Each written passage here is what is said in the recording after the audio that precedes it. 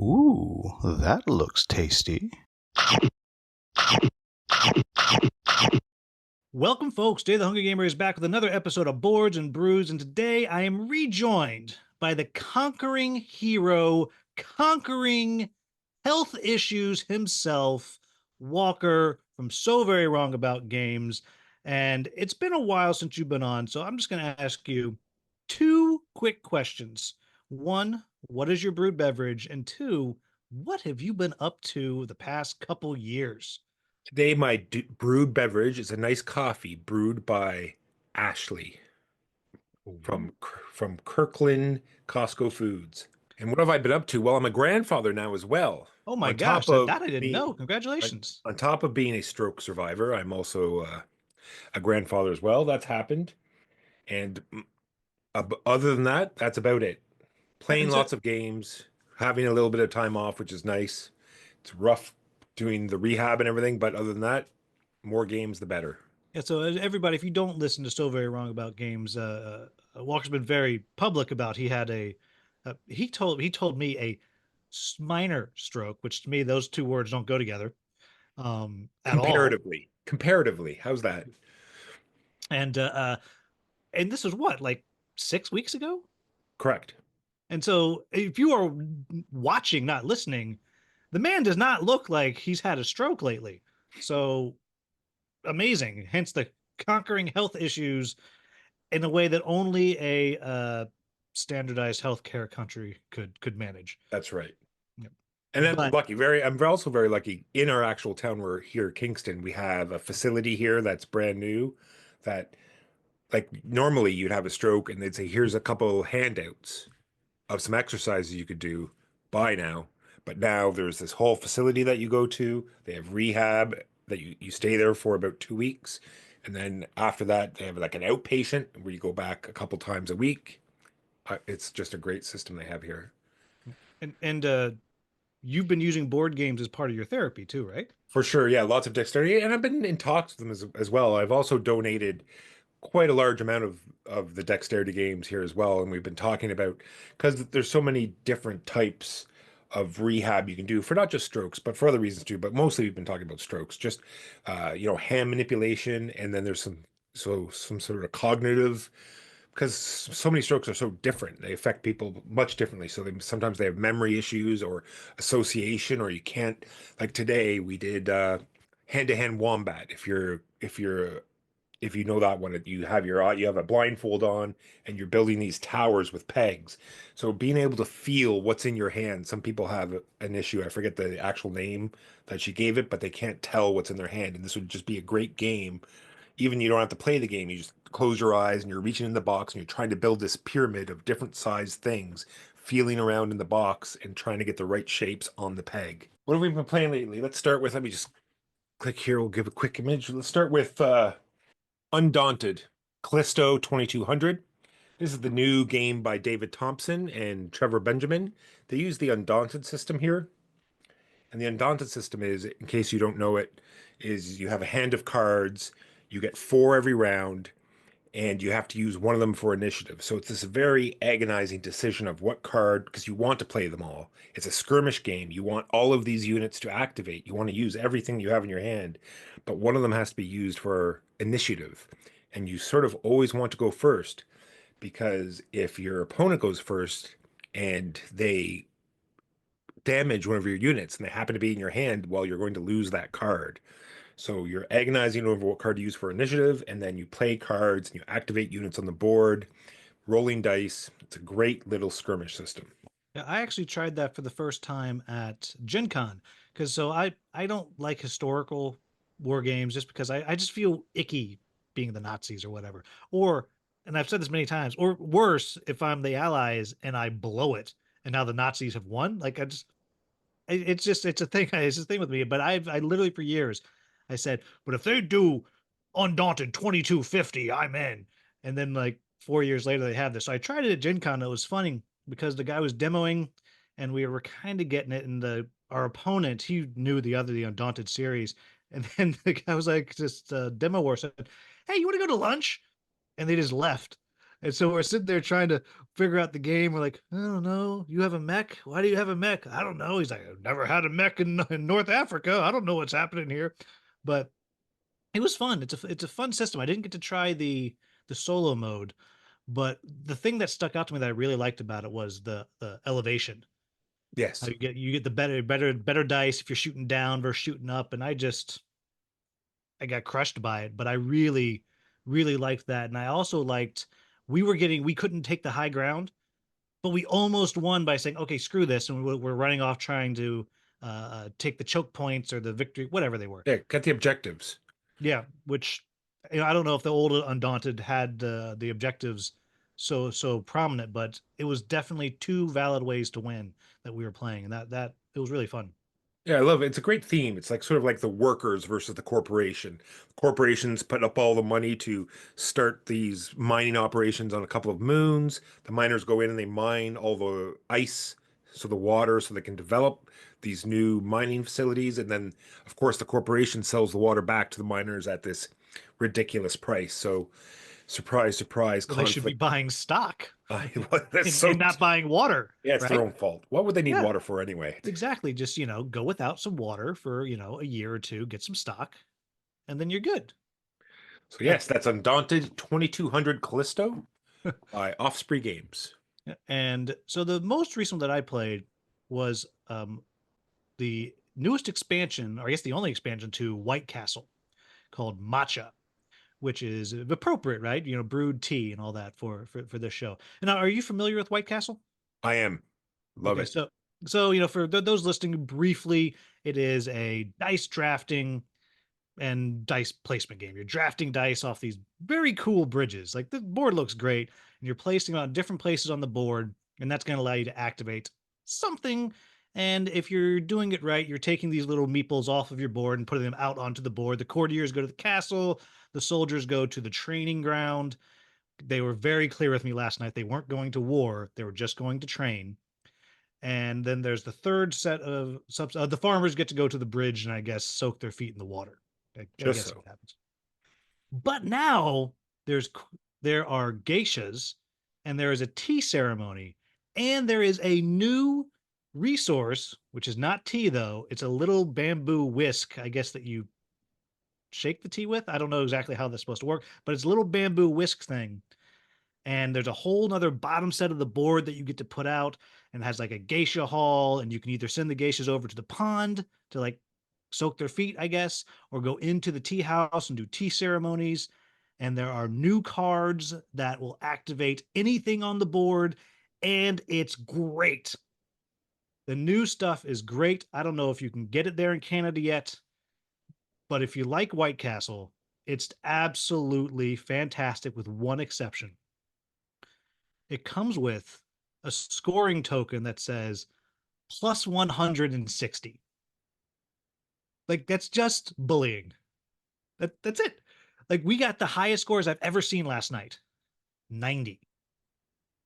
I mean, I love games that do that to you. And here's your 200 plus token, and we just you looked at roll it. up with 55, and you're like, I wonder if I was playing quite right. Yeah, it's insulting. And I know the people at DeVere are just like just sitting there giggling. But long and short of it is, it's great. The only thing that I could see people complaining about is it loosens the game up a little bit, because you suddenly have four four more spaces to put dice and a whole nother bridge of dice that are getting drafted and played. And the other And thing they're going to complain about is it doesn't fit in the main box either. well, it doesn't. Because Devier does that right with Red Cathedral, and we have White Castle, really small, tons of game in this tiny box, and then an expansion comes out, and there's just no way you now have two boxes. Well, the best thing about it is it's so close, because I left it at my buddy Don's house, and because his son just adores White Castle, and so I was like, brought it over because the box is almost the same size as the core box. Like, no, we're gonna make this work. I was like, there's no way. And I'll be damned if they weren't able to get it with about this much lid lift. And I said, well, just push it really hard. I'm sure that'll work. Well, what we do is the same thing we did with Root. You take the lid of the expansion and you sort of flip it down. You put some flat stuff in there, and then you put the main box on top of that lid, and then you put the main lid on top. And so you have these two lids that sort of touch each other, and then Ooh. you can slide that into your shelf. Oh, so you box lid. Oh, wow. Yeah, That's lid, box, then lid on it's top. like a little cardboard Oreo going That's on. right. I did that with Red Cathedral, and we did that with Root, so everything would fit. And I did that with Uwe Robin, Caverna as well, because they have so many expansions as well. That as soon as we're done, I'm literally sending that message to the house because that's life changing. Everybody, if you take nothing away from this episode, this box Oreo thing is gonna be life changing. I'm very excited about this. All right, so what else you been playing lately? Well, the other game I'm going to talk about today is this Harmonies. Have you had a chance to play this yet? I have played it one time. This is like I'm gushing about it a bit. Now, we have to remember it is what it is, very light and plays in about 20 minutes, and that is why I like it. There's not many games when someone says, well, what should I buy? Or I'm new, I haven't played many board games. What should I get? That's why I am so excited about Harmonies. I will not hesitate to This is one of the greatest gateway games I've seen in a while. I think it's nice and easy to teach. It looks fantastic. It it's one of those games that you can play to your own skill level. It is very sort of heads down. You really can't affect. You are drafting, as you know, you draft the discs from the center. So there's a little bit of, I took those before you could, or I took that animal before you could. But other than that, you're sort of integrating these different biomes with these discs, and you're doing an overall arching at the end of the game, long river, groups of mountains, stuff like that.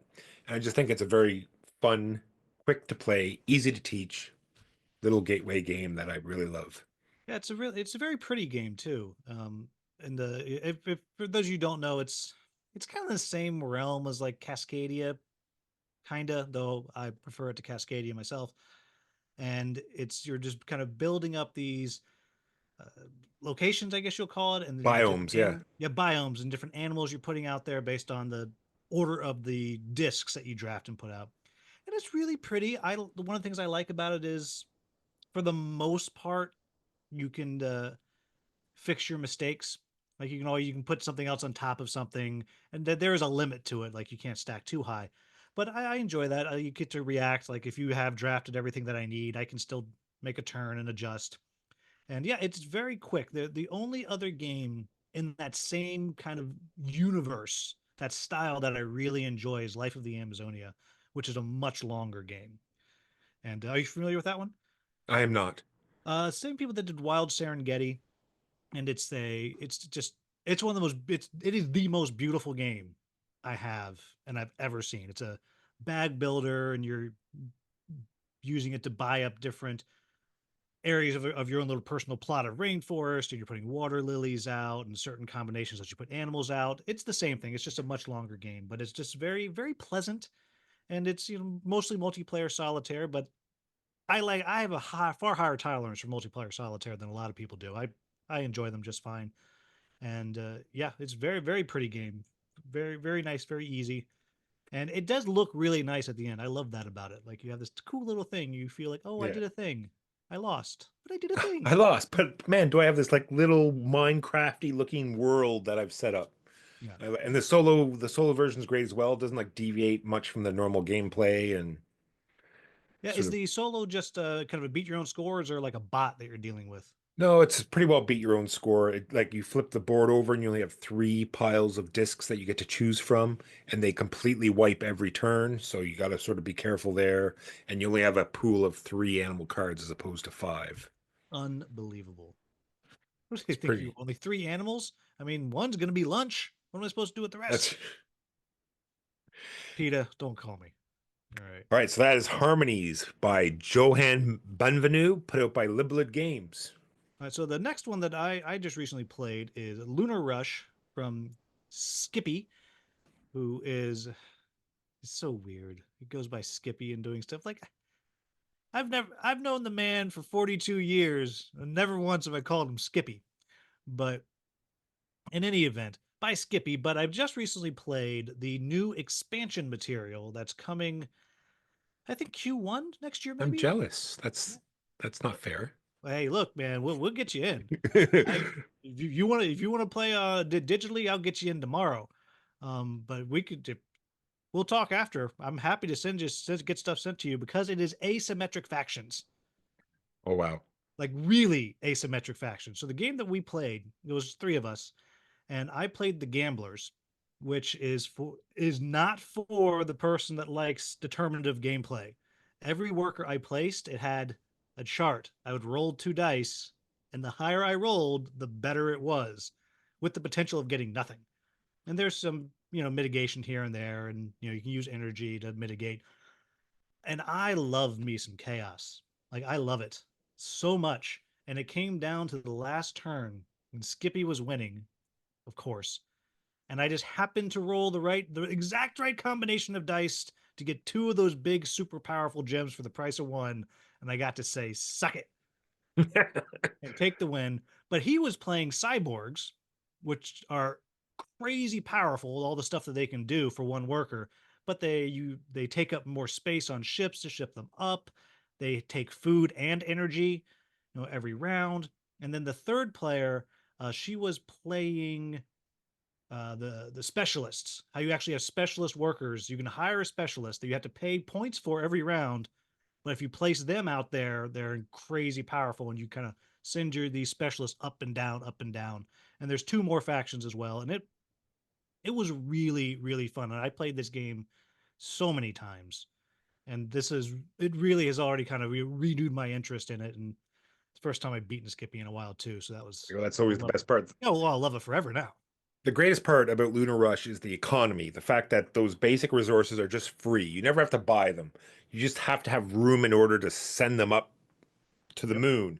So you're like crazy bidding on these giant ships that take forever to lumber up there, or these smaller, tiny ships that you'll get that turn, but you can only put 2 or 3 resources on that. Or you take the bus that takes 3 turns to get up, but you load it full of stuff, gets up there, gets processed, gets you victory points. And there's Anyway, nothing more satisfying than if it works out that you have all three of them arrive for you at the same turn. You just feel like you are a god. that's right. It's like y'all can wait because I'm doing literally everything now. That's right. Processing will now start. Yeah, and the other thing, well, the other thing I like about it a lot is the way the market works. If you're playing with the more volatile market, one of the ones that goes really can go up and down a lot, because there was a gold module that we had this game that I bought early on. I forget what it's called, but it's just a teleporter. Like I can teleport one good down that sells before anything, and just having that one thing in there, like, oh gosh, Walker, you're about to get 4 gems hit the market. Oh, I sold one. And Oh, did drop it the price drop? by half. Oh, that's a shame. How sad for you. Your stock prices are going to be screwed there. So anyhow, Not playing I with you. what's that? I said not playing with you. You're mean. Well, look, it's a rare moment that you could get all the things can align to make that happen. But it's a yeah. So that was very fun. I hadn't actually gotten to play the factions in anything remotely like a finished form until this past weekend. So that was pretty cool. That was pretty cool to do. Um, so yeah, I think it's gonna be. I think it's gonna be real good. It's been doing pretty well. If I went and just recently checked BGG, it's at like a 7.8, 7.9, like Yeah. 300 reviews or something. That's I nothing to didn't realize sneeze it's at. going to be still supported. So hearing that there's going to be an expansion coming is has me excited. Oh yeah, it's yeah. I think it's really going to give some new life to it, uh, as it were. But anyhow, moving past that, let's do one more game. The game that you've been playing. What you got? What do I have? I've got this one here. Let me quickly switch here again. Just talked about Harmonies looking great. This game is called Rise and Fall. Now, this game looks fantastic on the board. They put a lot of money into you're building this giant map, and it's 5 levels high, and the cardboard is about triple the thickness of normal cardboard. So by the time you're building this map, it's a good 4 inches off the table practically. Slight exaggeration. But You start off with one nomad, one city, and one ship, and you're sort of collecting resources and building out your little feudal area. And it has a little bit of feel of barony where the spaces fill up so quickly that you're sort of blocking each other out and you're trying to get all your pieces of each type out and you're trying to control all the different types of land masses. Anyway, it's a great sort of quick to play, easy to learn because everyone plays a card down, face down. That's what makes the sort of flow go so quickly. There's everyone puts a card face down and then you flip up and then people can't change what they're doing. They have to pick an action on each one for the pieces and it goes around the table and then you do it again until your hand's empty and you pick up your cards. It's pretty awesome. Maybe you should have a chance to play it. Yeah, I've heard actually you're the second podcast that I listened to that's talked about it lately. And I was under the impression it was a long game, but it's fast. It is pretty quick. It takes a while. Building the map is part of the game, and you can set the sort of time. It says the standard is 4 trophies, and every time you get out every piece of a certain unit, that's how you claim a trophy. And technically, there are quite a few modules you can add on. They add trophies as well, but all you need to do is get 4 trophies, and the game will end. So it goes pretty quick once it ramps up. Because cities put out nomads, and so you build 2 or 3 cities, and every time you do a city action, that's 3 nomads out. Suddenly, all your nomads are out. Then you turn your nomads into cities. All your cities are out, and then you produce all your ships, and your ships are out, and then there's 3 of the 4 trophies, and you're almost done. Yeah, and anybody just especially if you're just listening, take a moment and go look at some pictures of it because this is a really great table presence. I've been looking at it a bit lately. It looks really, really good. So, and apparently it plays as well as it looks. I agree. It's got these silk screen meeples, and once everything is out there, man, this thing looks amazing on the table. That's for sure. Yeah, and you just streamed that last weekend, didn't you? We did. Yeah, I missed it. Unbelievable. You need to clear this with me I'm before you sorry. set up these Sorry. streams. I'll make sure you get a personalized email notification of what we're playing next. Yeah, and if you could have like the Downton Abbey guy with the silver tray and the white glove with the Gotcha. delivery. Knock on your door with a little white card. You Yeah, are cordially invited to our next stream. exactly, with the QR code on the back, so it's Will easy. do. Yeah, that's it. Taken care of. So, last one I want to talk real quick, just because my wife adored it, is Creature Caravan from Red Raven Games. It just showed up, I don't know, maybe a week and a half ago. That I backed it on GameFound.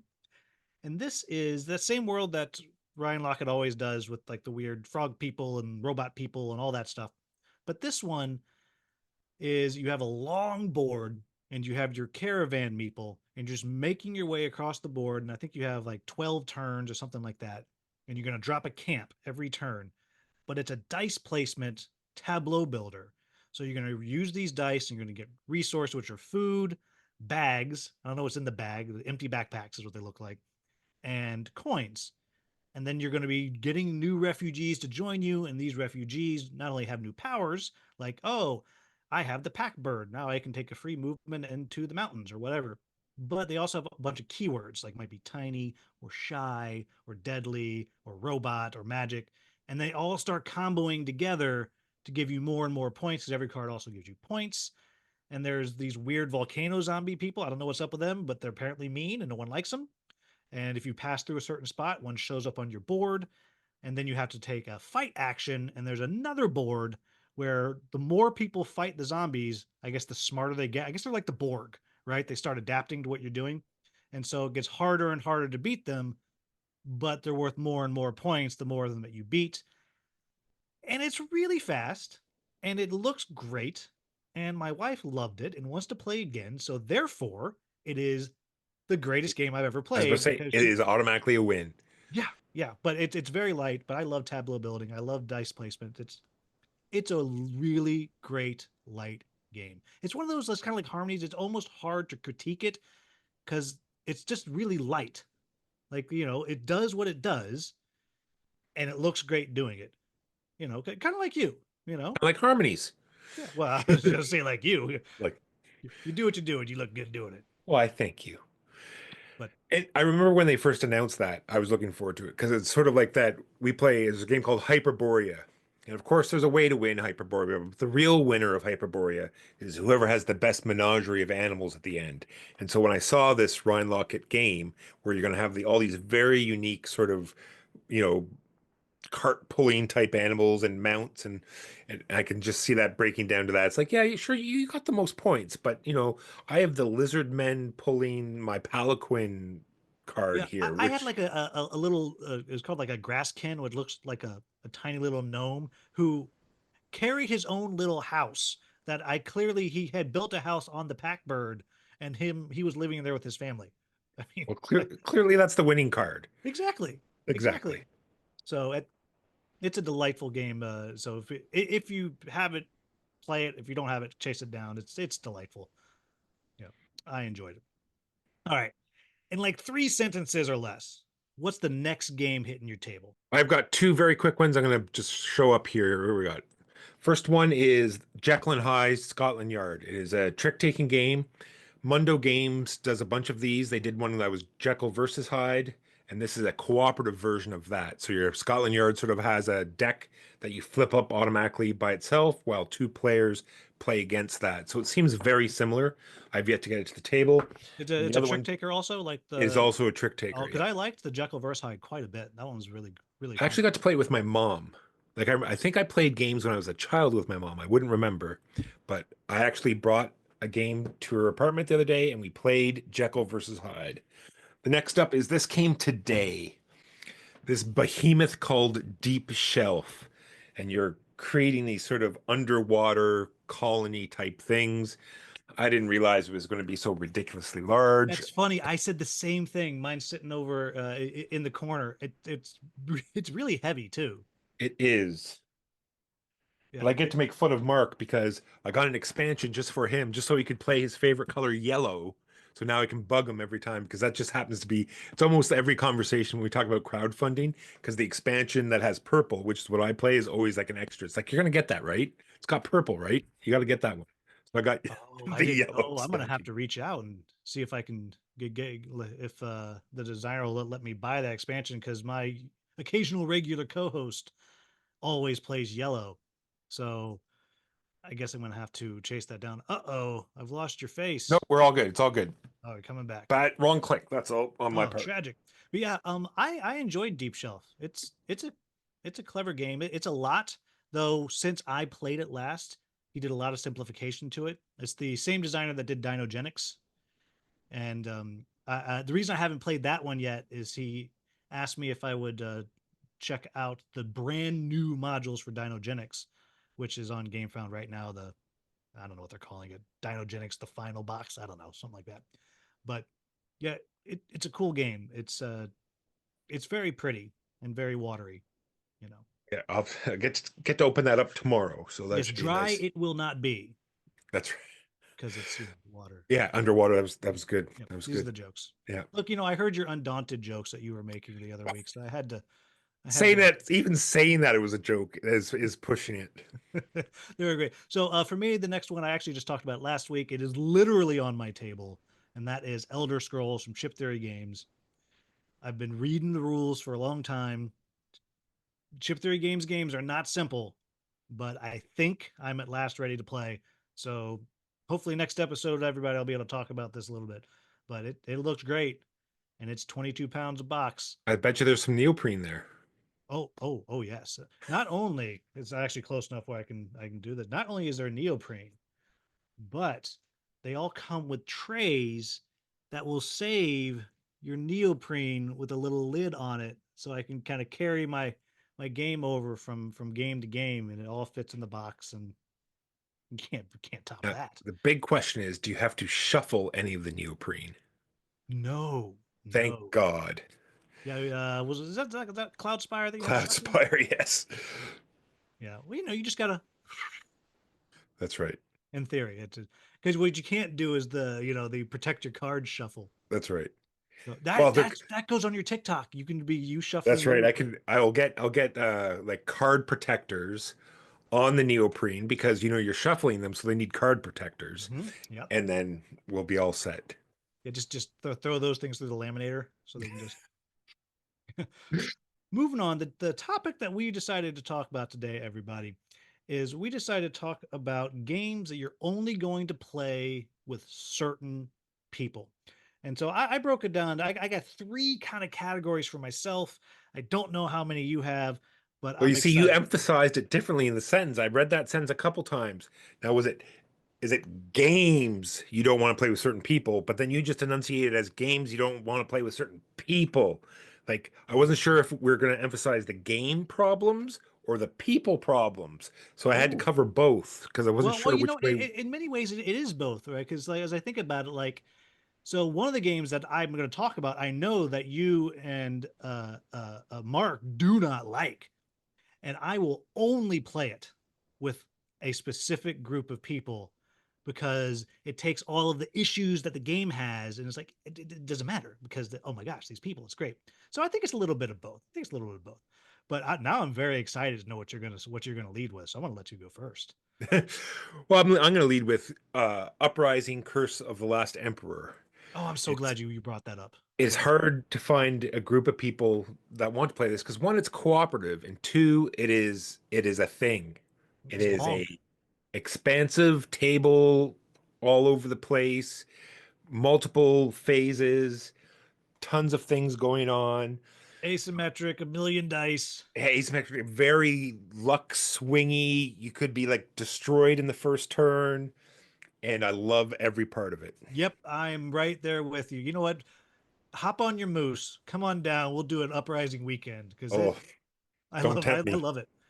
And sometimes it's like, well, I spent this much time putting it out. I've already lost. Yeah. It's like, But oh, I got then this great unit to this great army together. It's definitely going to push this crazy demon back. We're set. Don't worry, guys. You can go do your thing. I got this thing, and all my guys are dead. Yeah, now it's rampaging through our cities. Yeah, I think we're done. my bad guys.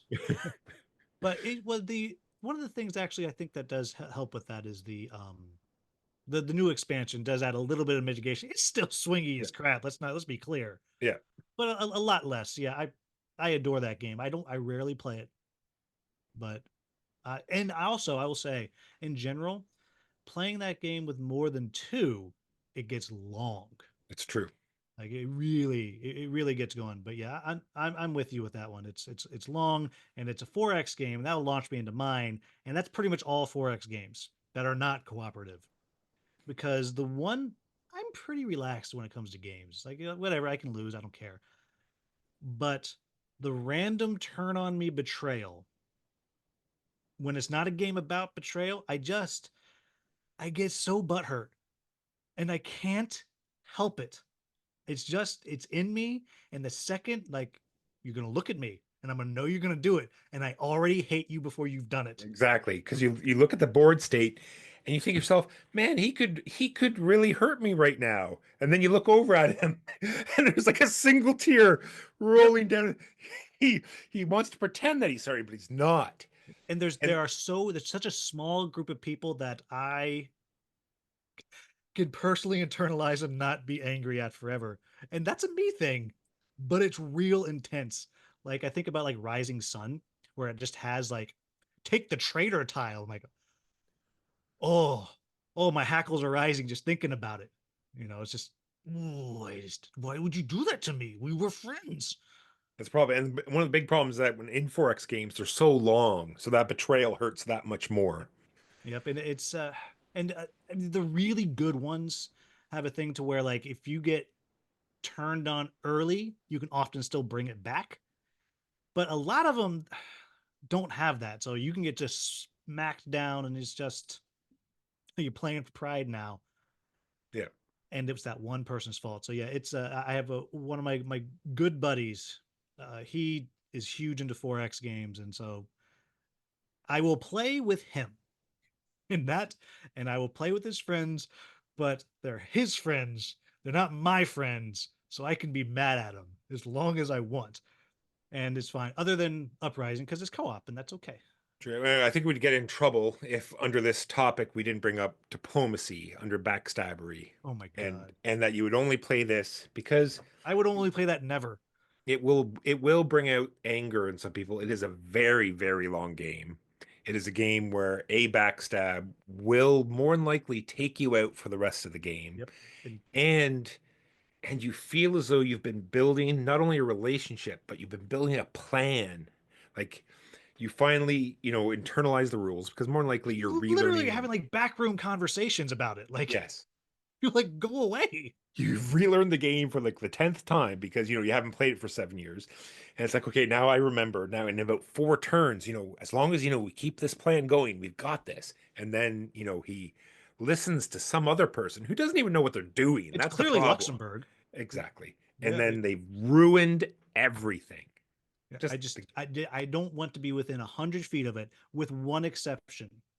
I went to Gen Con this year, and out on in the like the open gaming area is in Lucas Oil Stadium, on the football field, and they had a game of diplomacy set up, which was giant sized on the floor, and it had to be, I don't know, 20 by 20, the board, and they had chairs around it, and there were all these old men. I mean, they're old with funny hats, like for their country, just all sitting around. They had like the shuffleboard things, or like yeah, the little moving the little pieces back. army pushers. Yeah. Yeah, and I was like, you know what? I am here to watch you guys do this, because one of you is probably going to kill each other by the end of it, but that's okay. But oh gosh, I will never. I played diplomacy once or twice back in the day with Skippy, and I didn't play board games again for like 25 years after this, because he taught me the game. He's like, okay, no, you see, if you do this, you do this, you do this. So I did it. He's like, oh, but you left the door open for the Australians. And he came in behind me. So great. Oh, I always have a dream too of having, if you have a gaming area big enough where you can have a table, sort of short table set up dedicated to that, and everyone like sort of when they come to game night, they sort of hand in their orders, and then they have all week to talk about it, and then you like sort of do all the map because that's how it works.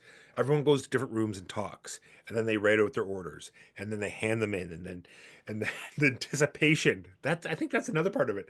You see the pile of orders, and you have no idea what other people have written, and you're just waiting to see what they've actually done. and And you so I just think know, that you just just be know the whole time that that one person's like, you're going to screw me. And then yeah, they don't, because it's someone else that you yeah. didn't expect. It's your mother who has come in and done it.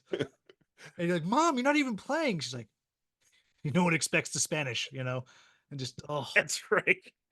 And so I thought I always had the dream of, doing it like once a week. They'd come in for game night, they'd hand me the orders, they'd do their game night, through the week I'd, move around the troops and they could talk and see what had happened. And then, over time, have this diplomacy game going.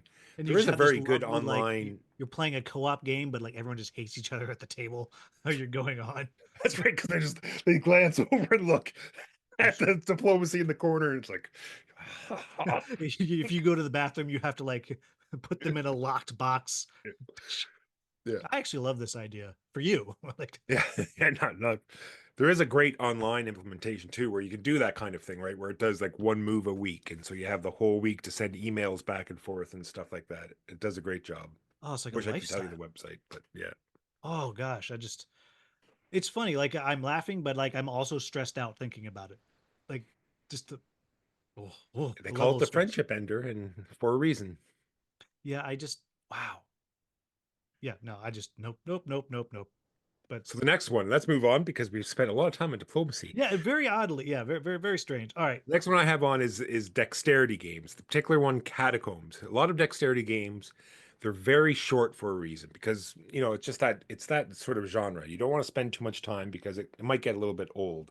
Whereas unfortunately, Catacombs takes a long time.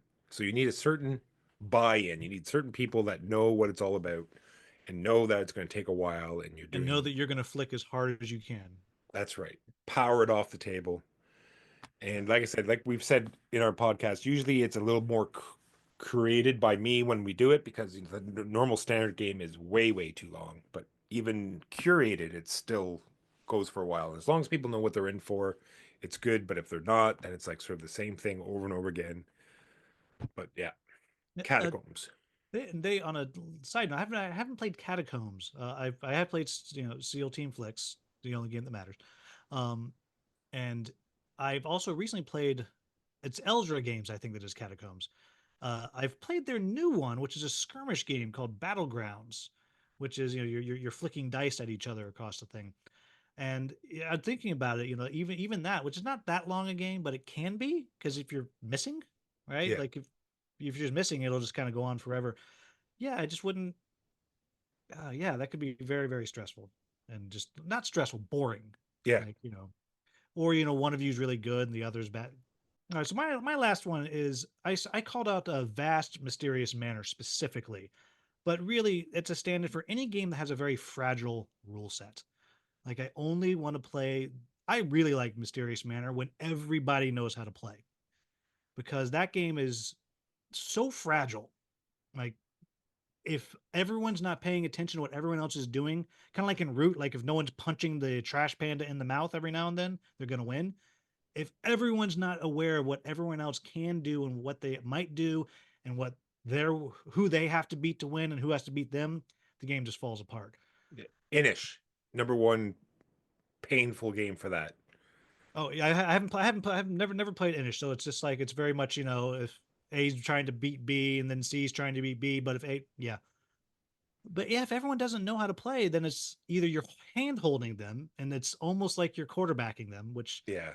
I don't like doing, and it's probably not very fun to play with. But if everybody knows what's going on, I love it. Yeah. I'm there for it because everyone's stopping thinking like I'm gonna do this like oh no because Walker is the manor and he could do this thing we have to stop that and so but don't forget the warlock. I love it, I love it, love it, Yeah. love it. When But it sings, it sings. yeah, but so fragile. Like I don't know. I think I Yeah. played the game I don't know 20 times. Not a single game doesn't have an asterisk on it. Like Yeah. there's always something wrong. But if everyone's got it, I have two, so I'll go through them very quickly. And one is just like light role playing games. You need certain people to do that kind of thing. I have games like Wilmot's Warehouse, which is sort of a memory game where you're creating a story. And I have Durance, which is a fantastic sort of no DM type role playing game. And there's another one called $1 Million Script, where you're making a movie and you're going through the different steps of acts and sort of a little bit of budget, but you're making up the story. So just light role playing. Some people are not into that and they don't enjoy it. They feel self centered and they don't like it. well then you got the other side of that coin, the people who get really into it and they're just going a little bit too far. True. Yeah, like I imagine those are the games that like I would run away from playing a game, one of those types of games, like at a convention with people I didn't know. I Yeah. just oh True. Yeah. That's definitely not, in my opinion, not a convention setting game for sure. yeah. And the last one I'll touch very quickly is games where there's like physical contact, right? You got to make sure you know your audience, you know who there is. So there's games like Hand to Hand Wombat, which I talked about at the beginning, and Nyctophobia. I haven't had a chance to play it, so I shouldn't really say, but I know the gist of it. You're wearing everyone's completely blindfolded, and you're moving like around a maze and stuff, and you're putting your hands in. There is physical contact. Some people not going to be cool with that. No, and interestingly enough, you also have that other issue with it of if you show up to a game night and someone just pulls out and says, we're going to play this." Like a lot of the people also aren't comfortable being like, "I'm not comfortable with that." Yeah. And you kind of have that. It kind of starts snowballing, and then at the end of the night, like that one person, like this was great, and everyone else is like, "I need a shower." You Oh, it was not. know, and well, great is a word that does not apply at all. Yeah. All right, everybody. So very quickly to talk about, say thank you to our sponsor, Noble Knight Games. If you're looking for used games or new games, check them out. There's a link down in the description. And of course, consider becoming a member of Hungry Gamer. It is the best thing that Walker has never done, being a channel member. Here at Noble Knight Games, we've been carefully growing the world's largest selection of board games, role-playing games and dice, war games, miniatures and paints, card games, and more, going on 25 years now. Our rustic castle contains more game and hobby goodness than you can shake a stick at, complete with careful packaging and the finest customer service the land can provide. You can buy, sell, trade from anywhere in the world, just like nature intended. Noble Knight Games. And we are back. So today we're going to talk about a game that I've been snuck up on me. I didn't know about it until Don brought it up and said he loved this game. He played it at a convention, and that's called Federation. It's by some French company. I don't know who it is, but there it is on the screen if you're watching, not just listening. And this is a game where if you, for the people who watched the Star Wars prequel series and said, you know what the most interesting part was? The stuff in the Galactic Senate. That is who this game is for, because you are, it's kind of worker placement, but you're placing your discs out, and they are votes, and you're going to vote for which project gets funded each round. Those projects, of course, equal points, or you are going to try to fund these projects, which is going to advance them on a little ticker, where if that gets to the end, that's going to be worth points at the end of the game as well. But of course, each time you put down your votes or your check mark, you're activating the planet, which will maybe give you resources, maybe let you trade resources, get this little engine thing that you're building up where maybe it lets you exchange resources every turn or get a new spaceship every turn. And a whole bunch of different planets give you a whole bunch of different things, but basically you're playing Congress, the space game. It is definitely it's the game of tracks. There's tracks everywhere, and the tracks even have tracks. So, like you said, it's a worker placement game, but it's more than just placing a worker to do the action. At the end of the round, you're going to be scoring each row of the Senate, and you're going to be seeing who votes for either side, and whoever. So switch back to the board Okay. while you're talking about that, just for the lucky few, we happy few, we band of board gamers. So here is the Senate, and so you have these. Here are your senators, and they can go out on this side, or they can go out, like one is to win the Pacific side or row of the Senate, and the other side is to fund it. So you're going to be adding up your sort of influence per row, and whoever has the most in a row gets some victory points, and then whatever side of the Senate has the most votes is going to score whatever particular track is going to score that round. And then, like I said, these tracks also have tracks on the top here. So every time you fund it, those different planets go up and you're trying to get them to the end so they'll score at the end of the game. Yeah, and then of course each of the different planets has some kind of slightly different mechanic. Like Marcus pointed out that the blue planet, which basically they're going to upgrade your senators that you're putting out. The green planet at the top, that's the one I was mentioning earlier, where it's going to be some kind of engine building you're going to get pretty much every round. There's this purple planet, which has like heroes or whatever, which are going to do kind of one-time bonuses you're going to get. There's the yellow sun-looking planet that's exchanging different resources. And then there's the orange one, which basically you're just kind of like mining stuff and getting more resources. But the more you use all of them, the more points they're potentially worth if that planet scores as we're kind of going through it. So it sounds a little convoluted, but it's actually overall, once you understand what each planet does, it's actually fairly simple to play, I think. But that's kind of the broad, very helpful summary. Thank you, Walker. Broad overview, but what are your thoughts? I'll let you kind of start and I'll chime in. Well, like I said, I love it just for that reason. You're not just using your worker to activate that thing. You're wondering, well, what side of the chip do I want to play this on? And there are sort of the planets are sort of mirrored on both sides. So you have to look at what's left. Well, I sort of want to win this row. I want this side to win. I want to do this action. There's so many things you need to consider when you're placing your workers out. And you sort of want to go up all of the tracks, most like every game, because the scoring opportunities are going to be different every round. So you're sort of trying to balance it out.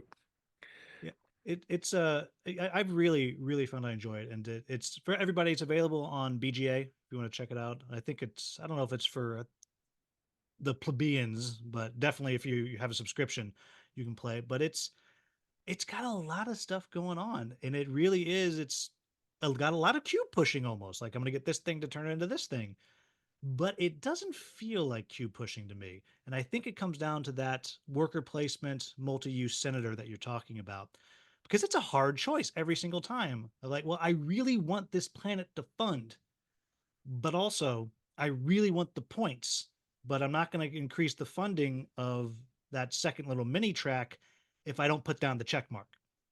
But if it doesn't fund, I'm going to lose points at the end of the game. And it drives me crazy all the time because you invariably get to the end of the round, you're like, well, crap. I just did that wrong. Yeah, I just allowed that person to score a bunch of points just because I wanted to win that row. It got selfish. Yeah, I really dig it. So the couple just kind of 4 areas that I kind of tackled on to talk about.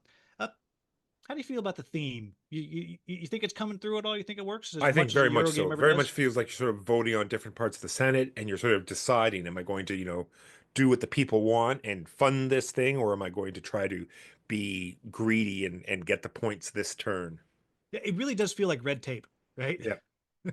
That everybody that sounds really bad, but like in the best way, it does feel like bureaucracy at its very worst.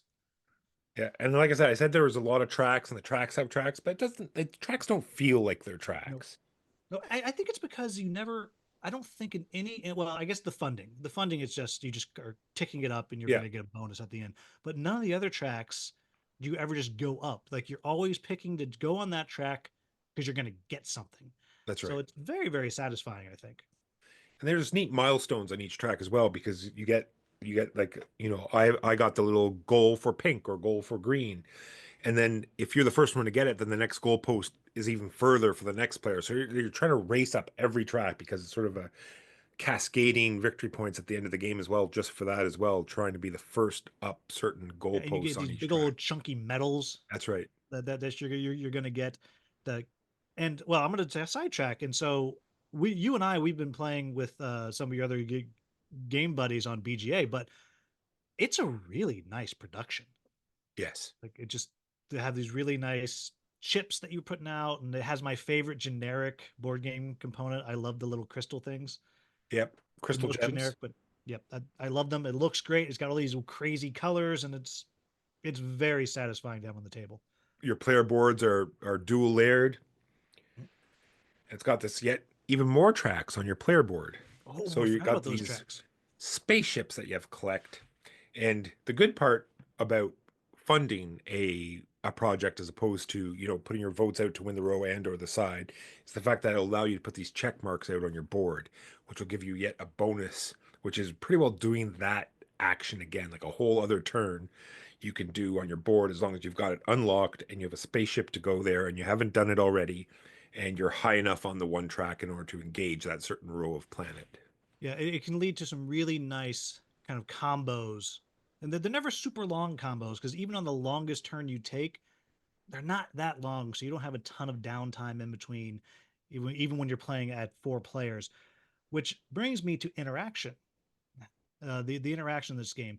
This one's interesting to me because in general, the at first glance, you're like, well, you might take a spot from somebody, but it feels like I'm paying a lot more attention to what you're doing than just that usual blocking, hate drafting, because to me, it's not only okay, I'm going to take a spot so you can't get it. It's like, well, Walker's going to get a lot of points if this planet funds. So I got to make sure that I'm throwing all my votes to this other side.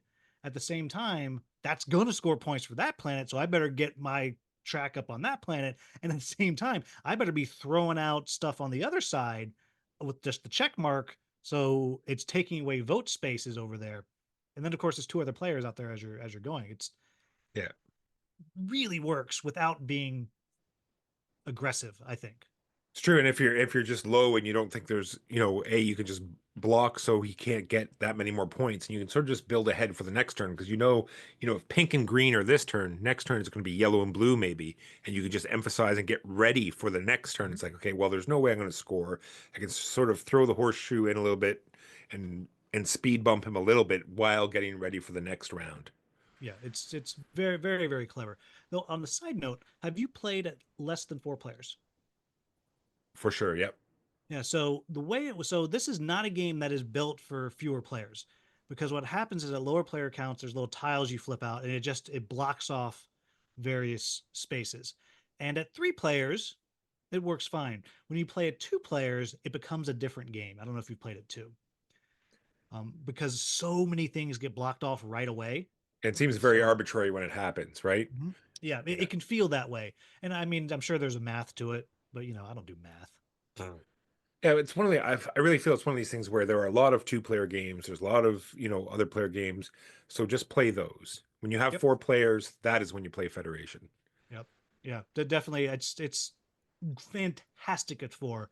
And I will also play it at 3. I've played it 2 a couple times. I'm like, yeah, no, I'll go do something else. But yeah, I think it does work pretty well. So I'm going to move into the one thing where maybe is something to think about. I think that's the variety. It is pretty much the same game every time, with the exception of how do you react to other people. Well, that I was about to bring in the fact that because of that, it's very easy to sort of teach, Mhm. except for the two planets. I think it's the pink and the green are going to throw a little bit of a speed bump in because there are a lot of, I guess we'll call them ambassadors. There's all these sort of ambassadors that'll give you some sort of one-time power or ongoing power or some scoring opportunities, and they come up in different sort of they come up differently every game. You shuffle them up and they reveal themselves in a different order. And there's There's also like different. a little ladder that you That's right. climb. There's So you different can't even tracks just that you look can at the go up. bottom. You got to think about what's above that. Yeah, there's a track for every color. So there's 5 different tracks, and you can just sort of pick your way up them. So that's going to change sort of every game if you emphasize that on more. And then there is an alternate sort of green tiles that you can put out that are going to sort of change the technologies that you're going to get every turn as well. That slightly changes it up a little bit as Yeah, a well. little bit. And the way the blue moons kind of come out a little bit, a little A little bit. bit. Yeah. But that said, I don't know. I've played this. I don't know how many times I've played this game now, but a lot. And I still enjoy it every single time. But I don't think this is not a game about discovery, right? This is a No. game about interacting with the people, which I guess also feels very Senate like, Yeah. you know. You could And even there has been table talk when we've been playing. It's like we look over well, and there's we're like, clearly table talk going on our BGA game because I keep getting crushed in the vote. So you Canadians I don't know are what you're talking about. colluding. Nope, doesn't happen. Collusion. I lost No the last vote collusion. like 24-3. So you just point over, you say, look, Frank's got 7 blue, blue's up. There's no way we can let blue win the vote. So we all pile in on the other side. And there's stuff like that. It's a great sort of negotiation type game Yeah, that way as yeah. well. There is that kind of you get the one silver tongue at the table and just suddenly like, why did I do that? Yeah. Oh, yeah. This is like my buddy Don said to me. He's like, I get this game. It's really cool, and he explained it to me. I was like, so we're gonna be Padme without the blaster? Really? That's what we're gonna do? And he's like, yeah, it's great. I was like, all right, man, we're gonna try this. And I was like, this is great. You And get to throw the Senate at them. The whole Senate. yeah, I think it's fantastic. To me, it's one of the best kind of light medium Euros I've played recently. I really, really like it. Yeah, they did a great job on the production. I just want to make sure too, people that have already played it and new players, always make sure down at the bottom right here. I'm even going to switch over just to make sure people remember. Bottom right of the Senate here, there's an action. You can go there instead of anywhere else, and you get a blue crystal. Don't forget. I do forget. I forgot Exactly. about that in our game right now. Guys, the blue crystals are a big deal. Like you need your blue You crystals. need the blue crystals. If you don't have blue crystals, then you're done. Call it the Walter White space. That's right. Is that too soon? Oh. All right, but so it's a high recommendation for me. Sounds like it's a pretty high recommendation for you. Everybody go out and get it. Oh yeah, we've kept it.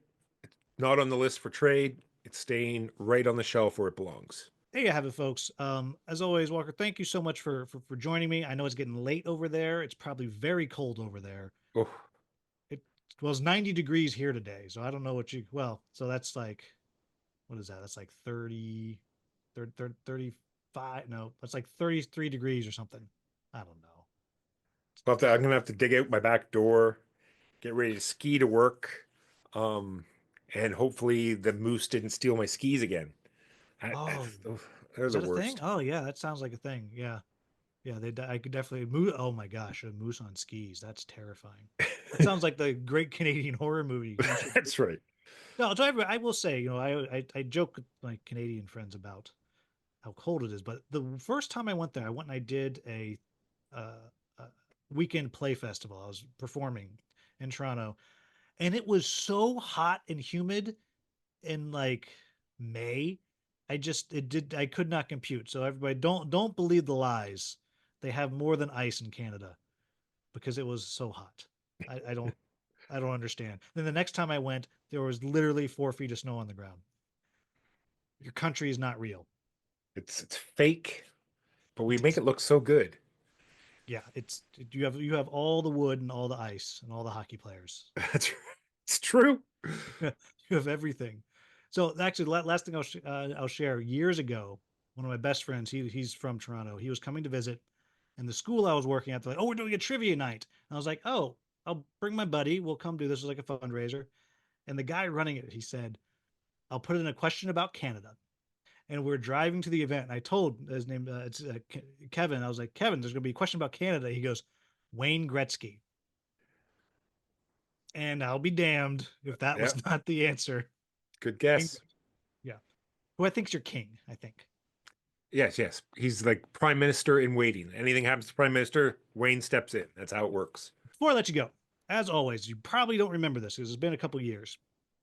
Leave us with your gaming words of wisdom. Hopefully, it's not the same as last time. I hope I, it is. Oh my I God. alluded to this time.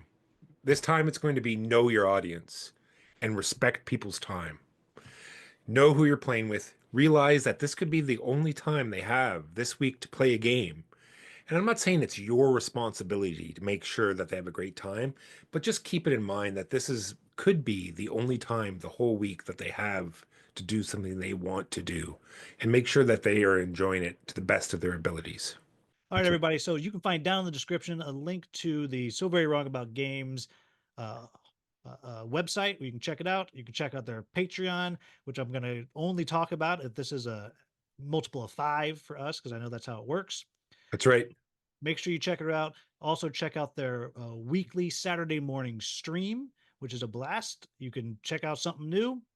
They always have multiple people playing, and they will respond to you on stream if you type It's enough. true. I think this week we're going to be playing Bus, so tune in for that. That should be fun.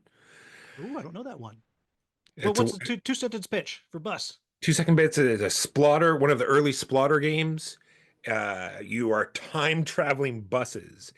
It's a game where you can put yourself out in the first turn, much like any other Splotter game where you could be out in Food Chain Magnet by just not making the right choices.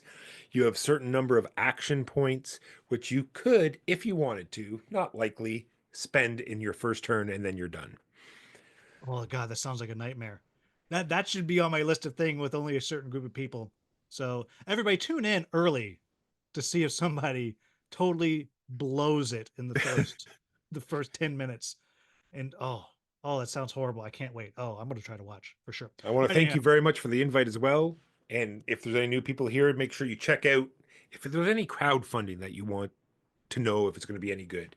You need to check out the Hungry Gamer. He'll have a overview of that game that's being crowdfunded, and he will not steer you wrong. That is how it works. except for the time that I do. Yeah, well, we won't talk about that now. We will apologize after. Always say sorry Right. after the fact. Right. You say you should be grateful that That's I right. gave you a bad idea. Yes. All right, everybody. As always, if you enjoyed this episode, like, subscribe, share, check out So Very Wrong About Games. As always, thank you so much for watching. Have a wonderful, wonderful day.